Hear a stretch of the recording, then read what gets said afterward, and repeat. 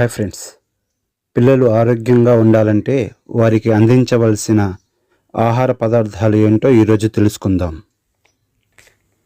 చిన్నారులు ఆరోగ్యంగా ఉండాలంటే వారికి మంచి పోషకాలతో కూడిన ఆహారం అందించడం అవసరం.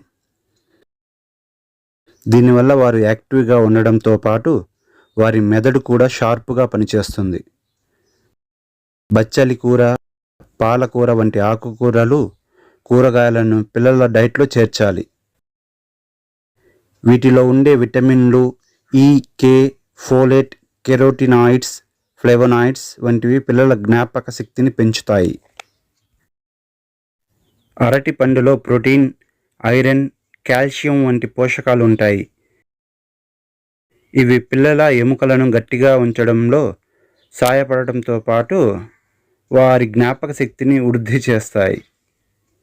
పెరుగులో ప్రోటీన్తో పాటు B12, జింక్, సెలీనియం, పాలిఫెనాల్స్ ఉంటాయి. ఇవి చిన్నారుల మెదడు షార్ప్గా పనిచేయడానికి సహాయపడతాయి.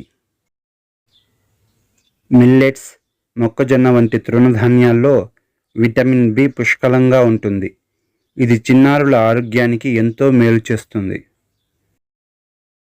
డ్రై ఫ్రూట్స్లో ఒమేగా-3 ఫ్యాటీ యాసిడ్ పుష్కలంగా ఉంటుంది.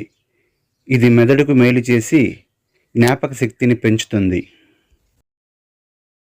ఇలాంటి ఫుడ్స్ ఇవ్వడం వలన పిల్లలు యాక్టివ్గా ఉండడంతో పాటు ఆరోగ్యంగా కూడా ఉంటారు. Thanks for watching friends.